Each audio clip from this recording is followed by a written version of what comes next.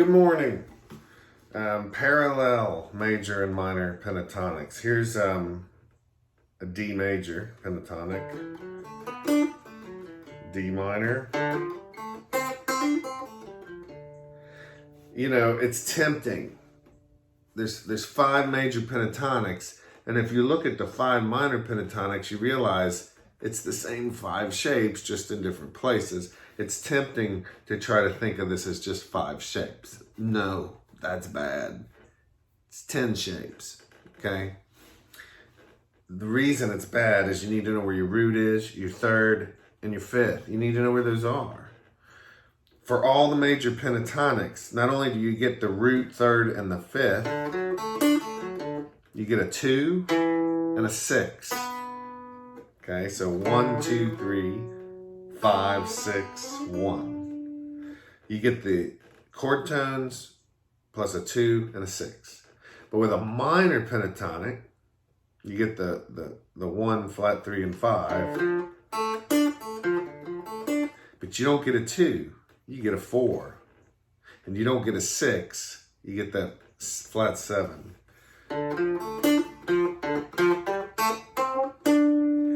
Because as you're playing through all these shapes, if you're just following the shapes, that's a trap. You got to know where your roots are, if nothing else. And beyond that, it's great when you know where the third and the fifth is. But beyond that, to know for the majors where your 2 and 6 are, and for your minors where your 4 and your 7 are. So think of that. I even say it out loud. I'll think, that's my root. Here's my 5th and my 3rd. Here's a 2. You know, here's a 6. And then for my minor, here's my roots, my 3rd, my 5th, my 4, my flat 7.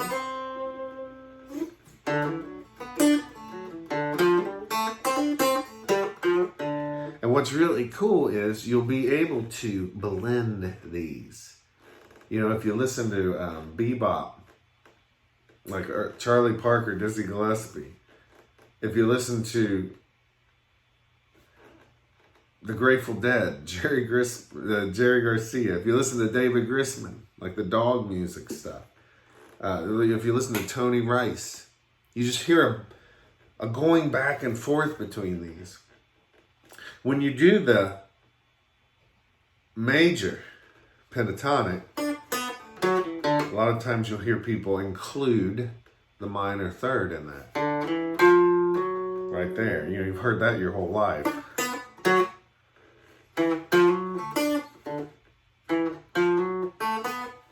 That whole bluegrass thing, right?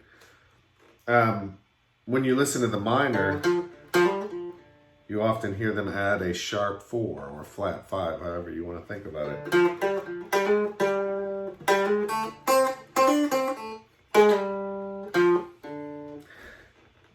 Well, to know where to add those, you got to know where the third is.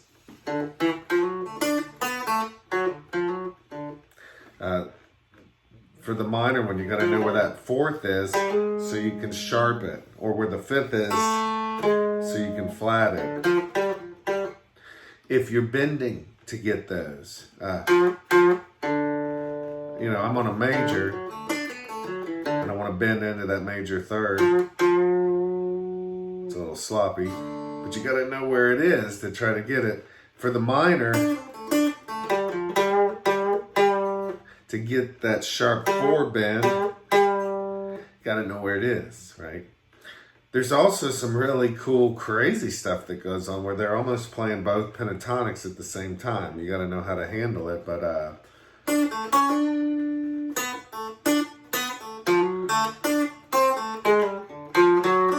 that kind of stuff.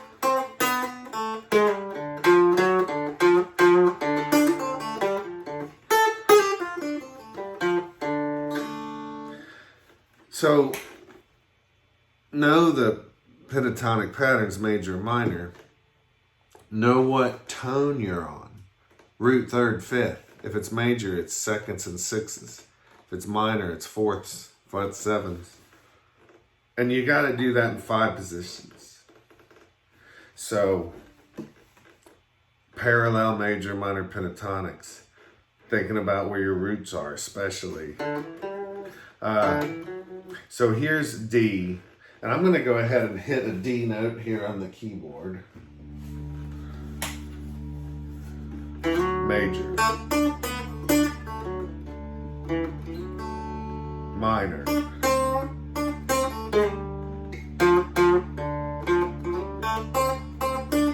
I'm just doing bass and middle. If you've watched previous videos, you know that if you get the bass and middle, it's not hard to throw the melody in there.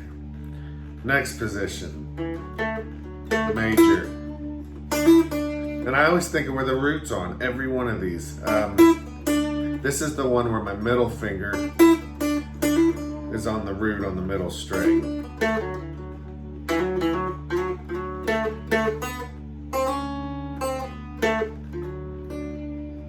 Or minor. This is where the ring finger is on the root on the middle string. I've started to kind of think of these based on which finger's playing the root by default, not that I always will use that finger. Major.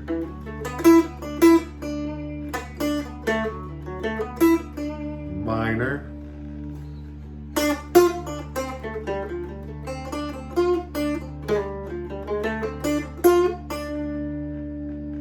Next, major. Now in this one, sometimes I put my pinky on the middle on the root, sometimes the ring. Kind of depends on what I'm doing.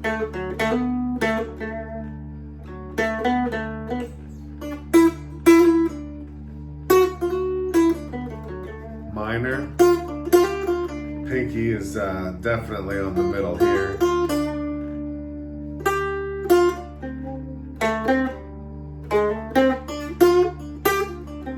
Major, minor. Next one. And you know, as I'm doing this, I'm always thinking about the chord shapes that are under my hand. For this first, we did like a D major L, or the D minor L. Okay? And then for the next shape, the slant, I had this pentatonic and this one. Both of those are related to that slant. For the minor slant, I just have that one shape there, I think.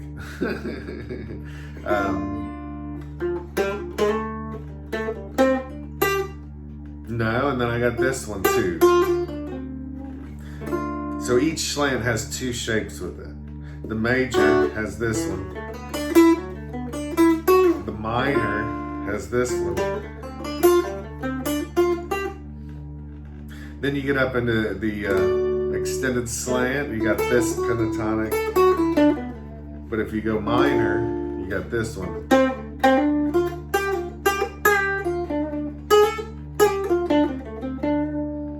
Major, minor.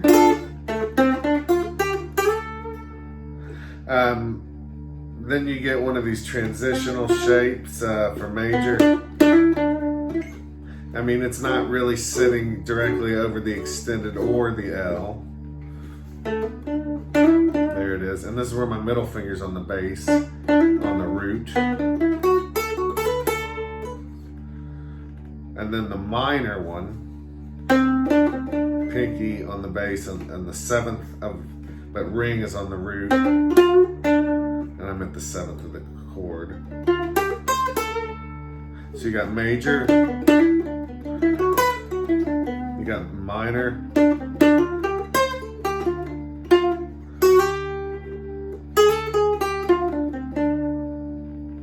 then you back up to L.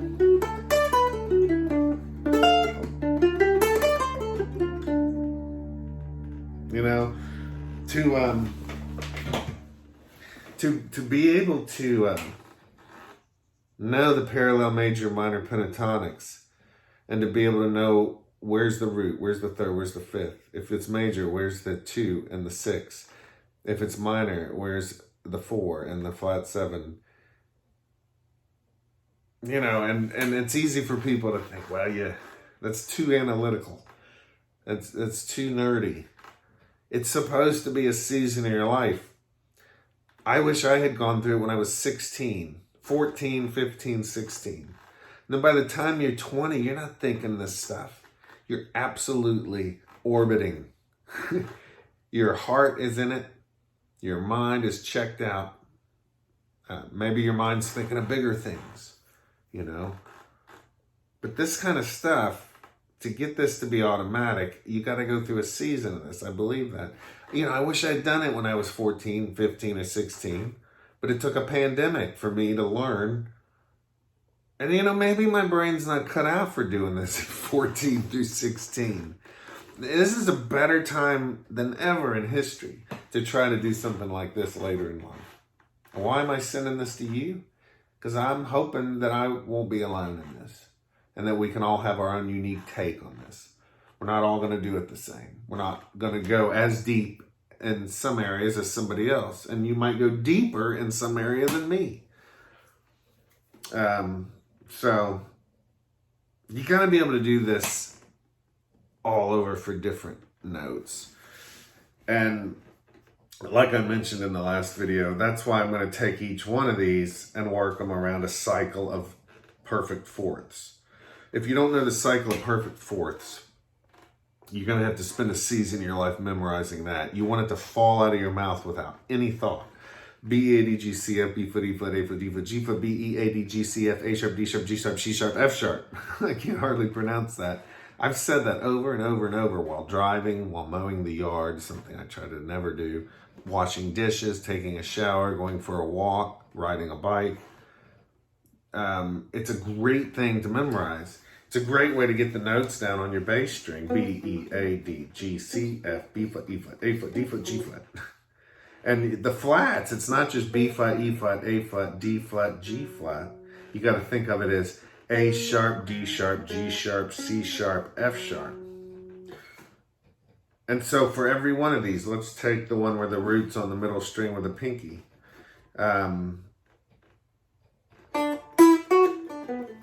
And I do have alternate fingerings, but that's the major pentatonic. Here's the minor. Okay, and in both of those, I got my pinky on the middle string on the root at D.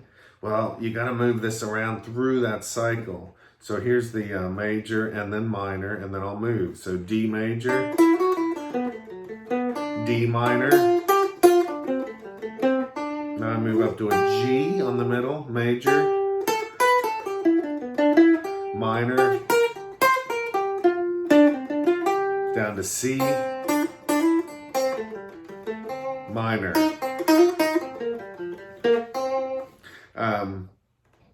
I've also been noticing these octave patterns. So you've only got the same note in two places practically. I mean, yes, we have D, D, D. We got 7 on the bass, 3 on the middle, open melody. And that's to be considered later. But right now for bass and middle, you've only got 2 places to find the same note. So a D root is either on the bass at 7 or on the middle at 3. So what good is that? Well, check this out. This is pretty cool. You're 7 on the bass. That's a root, index finger. I'm going to do a major pentatonic where the root is on the bass with my index finger. And this is where I start thinking of fingerings to help me remember this stuff. Now, if I do a minor here, I still have an index finger on the bass, on the root. Major, minor.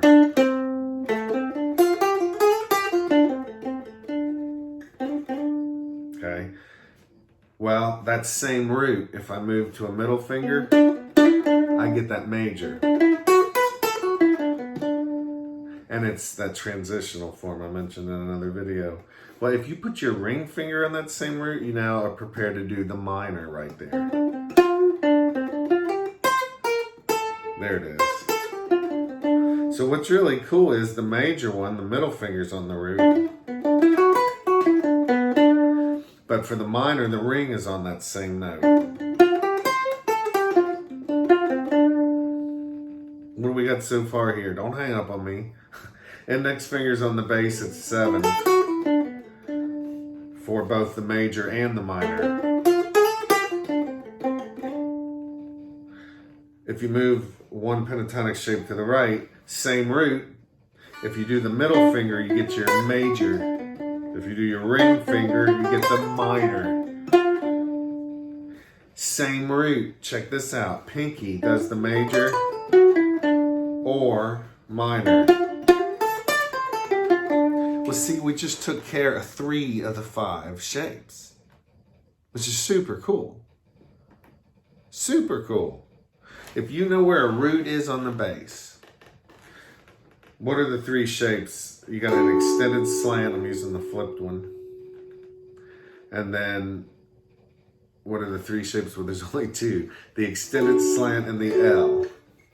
You know, however you want to think of them. In my mind, I'm flipping them back and forth all the time. So this D on the bass, you know, if your index finger's on it, that's the extended slant. If your pinky's on it, that's the L. I mean, my fingerings are all over the place, but then you've got the transition between the extended and the L. It's a great way to key off of that. Now, what about the root that's on the middle? Check this out. This one we just ended up on. It's the only shape for the major pentatonic pattern where you've got the root in 2 different places. So pinky's playing it here on the bass, but my index is playing it on the middle string. So you can think of this as one of the shapes where your root's on the middle, but really it's got a root on the bass and the middle. But here's that same D down here where you got some open notes. So when my index finger's on the root on the middle, there's my major, here's my minor. If you put your ring finger on that middle string root,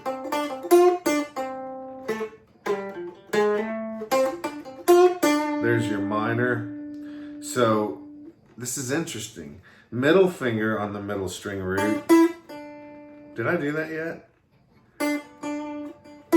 Yeah. Middle string on the middle finger root gives you the major. I don't know if I even said that yet. Ring finger on the middle string gives you a minor. In case I screwed that up, let me say it again. Middle finger on the middle string root gives you your major. Ring finger on the middle string root gives you that minor.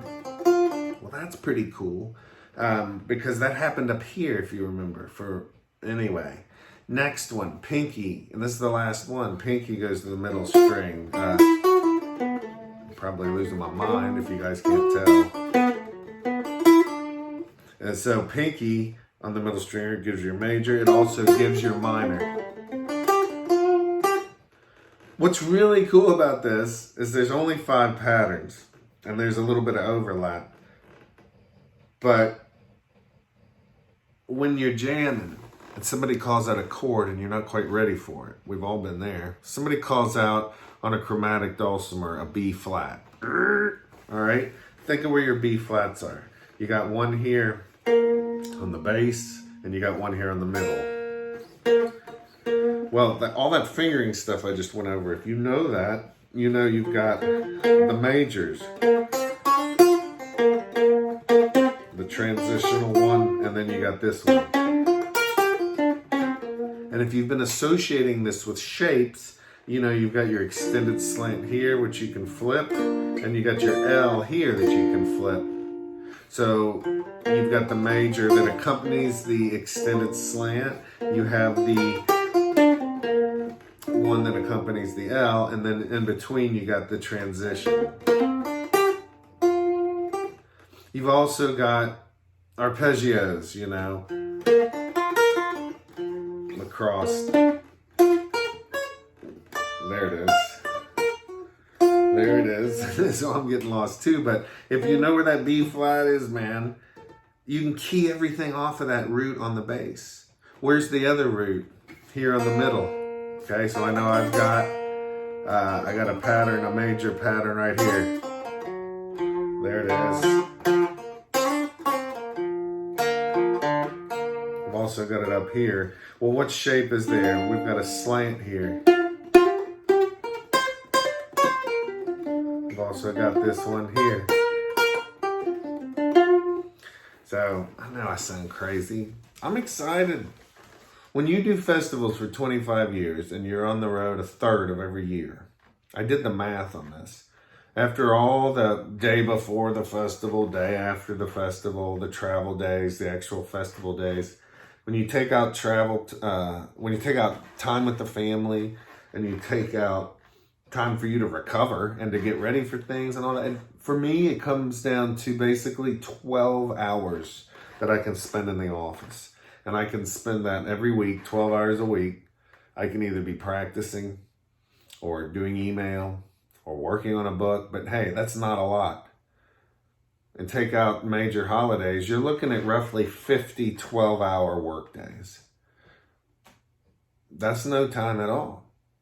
You know, sometimes I think we're so busy doing festivals and things that you're neglecting the stuff that's the most important, which is, you know, making good music. So I'm thankful for this opportunity. I'm not crazy. But if I am, maybe you should get crazy too. That's all. Thanks for listening. See you later.